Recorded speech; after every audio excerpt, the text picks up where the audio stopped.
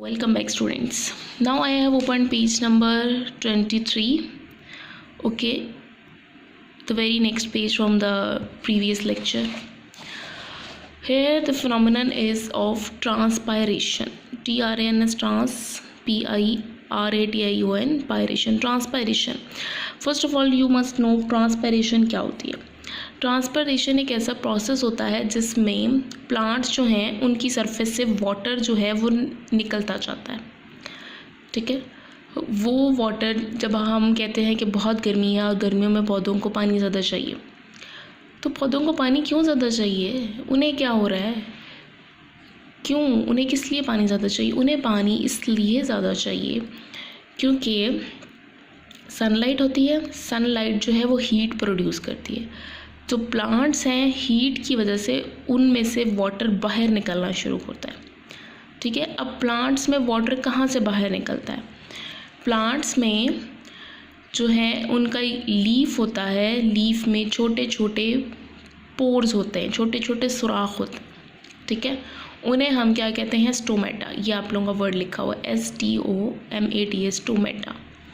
ठीक है, ये देखें, ये जो है इन्होंने क्या है बनाया हुआ है, ये एक लीफ का इन्होंने छोटा सा पोर्शन लिया है. ठीक है, और ये आपको अपनी कॉमन आई से नज़र नहीं आएंगे, ये आपको नज़र किससे आते हैं? माइक्रोस्कोप से. अब ये लीफ है, लीफ में ये छोटे छोटे जो हैं ये स्टोमेटा है. ठीक है, ये स्टोमेटा है पूरे का पूरा. ओके, और इसके साइड पे ये दो होते हैं गार्ड सेल्स. जब बहुत ज़्यादा गर्मी होती है तो ये स्टोमेटा जो है ये ओपन हो जाते हैं.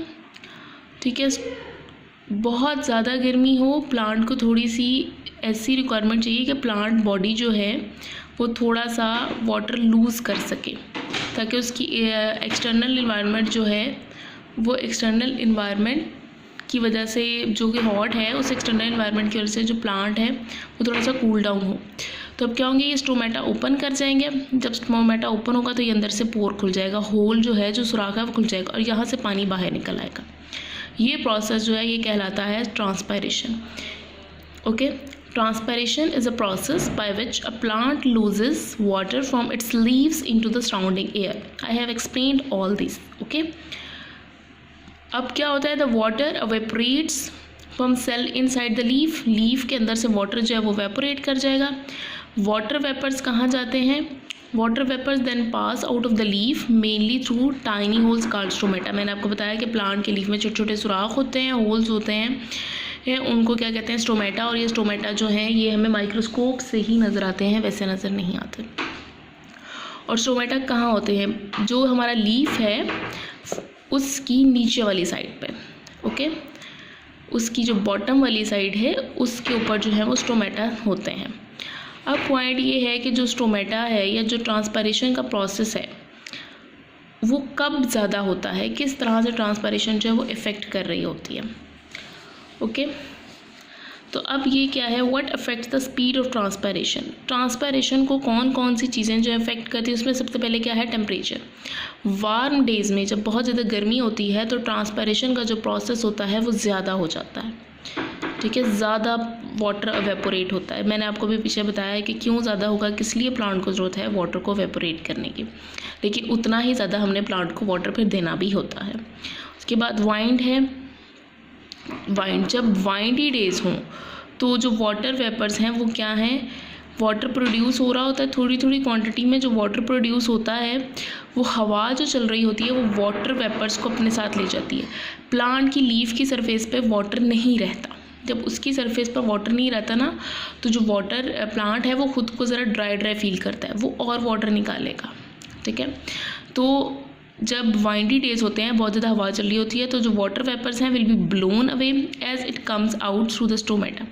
सो ट्रांसपायरेशन विल स्पीड अप. उसके बाद क्या है? ह्यूमिडिटी. ह्यूमिडिटी कहते हैं हवा में नमी को. जैसे आप लोग नोट करते हैं जो वेदर होता है जुलाई वाला, जुलाई और अगस्त, उस वेदर में इन्वायरमेंट में नमी होती है, हब्स होती है उसमें. तो लेकिन जब कि जून वाला होता है वो ड्राई डेज़ होते हैं, ड्राई इन्वायरमेंट होती है. उसमें क्या होता है? जितनी ज़्यादा इन्वायरमेंट ड्राई होगी तो जो हमारा लीफ है वो भी, प्लांट जो है वो भी ड्राई फील करेगा. तो उस नतीजे में प्लांट जो है वो ख़ुद को थोड़ा सा ठंडा करने के लिए, कूल डाउन फील करने के लिए वाटर अपने अंदर से बाहर निकालेगा। जब वो अपने अंदर से बाहर निकाल रहा है तो ख़ुद को कूल डाउन फील करने के लिए, तो भी ट्रांसपरेशन का प्रोसेस जो है वो तेज़ होगा। उसके बाद टाइम ऑफ डे, डे के टाइम में जो स्टोमेटा होते हैं वो ओपन रहते हैं, ठीक है। डे के टाइम में जब स्टोमेटा ओपन रहते हैं इसलिए क्योंकि डे टाइम में सनलाइट होती है और थोड़ी सी गर्मी होती है, और उसके नतीजे में प्लांट खुद को हॉट फील कर रहा होता है। खुद को कूल फील कराने के लिए उसने बाहर जो है थोड़ा सा वाटर प्रोड्यूस करना होता है, ठीक है। उसके अलावा भी डे टाइम में जो प्लांट्स हैं वो फोटोसिंथेसिस का प्रोसेस करते हैं, अपनी फूड बनाते हैं, तो उस दौरान भी जो वाटर है वो प्रोड्यूस होता है। तो वो वाटर बाजुकात वो प्लांट खुद को कूल डाउन फील करने के लिए वो वाटर बाहर निकाल रहे होते हैं, ठीक है।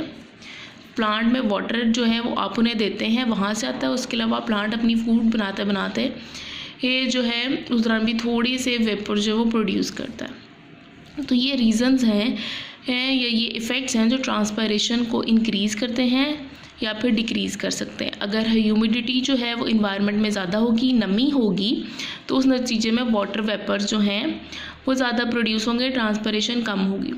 अगर दिन बहुत लंबा होगा तो भी स्टोमेटा ज़्यादा देर तक ओपन रहेंगे, ट्रांसपायरेशन ज़्यादा होगी। ये सारे के सारे फैक्टर्स जो हैं, temperature, wind, humidity, temperature, wind, humidity, ये सारे फैक्टर्स जो हैं, इसमें टेम्परेचर अगर ज़्यादा होगा तो ट्रांसपायरेशन ज़्यादा होगी, अगर टेम्परेचर कम होगा तो ट्रांसपायरेशन कम होगी। अगर वाइंड जो है वो ज़्यादा होगी, हवा तेज़ चलेगी, बहुत ज़्यादा होगी, तो भी ट्रांसपायरेशन जो है वो ज़्यादा होगी। इसी तरह टाइम ऑफ डे अगर ज़्यादा है तो भी ट्रांसपायरेशन ज़्यादा होगी। सिर्फ एक फैक्टर है ह्यूमिडिटी, हवा में नमी, वो अगर जो है ज़्यादा होगी तो ट्रांसपायरेशन कम होगी। बाकी सारे के सारे temperature, wind and time of day they are directly proportional to transpiration and only humidity is the one which is inversely proportional. ये आपकी मैथमेटिकल टर्म्स में मैंने आपको एक्सप्लेन कर दिया, okay. And now time for your homework. इसमें आपने क्या करना है, आपका नेक्स्ट पेज है पेज नंबर 24, इसके ऊपर है टेस्ट योर सेल्फ। इसमें आप लोगों ने क्वेश्चन नंबर 1 और क्वेश्चन नंबर 2 जो है ये करना है। उसके बाद क्वेश्चन नंबर 4 है, ठीक है। Question number 1, what is transpiration, आपकी ट्रांसपायरेशन की डेफिनेशन जहाँ पे उन्होंने लिखी हुई है, ठीक है। ये वाला transpiration is a process, transpiration से लेकर, ठीक है, यहाँ तक आप लिखेंगे लीफ तक, इनसाइड द लीफ, ओके। यहाँ से आपने लिखना ट्रांसपायरेशन से लीफ तक इसका आंसर है, ओके। उसके बाद नेक्स्ट क्वेश्चन है आपका question number 2, what are stomata. अब ये आपका स्टोमेटा, अब ये आपने कैसे डेफिनेशन स्टार्ट करनी है, you have to modify it by yourself. मैं आपको सेंटेंस बता रही हूँ, आपने क्या लिखना है, in the leaf water vapours pass out of the leaf mainly through the tiny holes, okay. यहाँ से आप स्टार्ट करेंगे डेफिनेशन वाटर वेपर से। वाटर वेपर से पहले आपने वर्ड लिखना है in the plant water vapours, then का वर्ड आपने स्किप कर देना है, ओके। देन उन्होंने इसलिए लिखा है कि वो पीछे वाली बात को एक्सप्लेन कर रहे हैं, हमने पीछे वाली बात तो नहीं लिखनी ना इस क्वेश्चन में। तो आपने यहाँ से कैसे लिखना है, in the plant water vapours passes out of the leaf mainly through the tiny holes called stomata.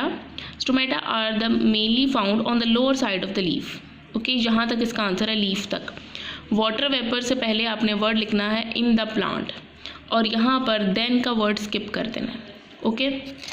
Then your another question, list 4 things that affect the rate of transpiration, okay. Question number 4 आपने, ये आपकी 4 things है, temperature, wind, humidity and time of day.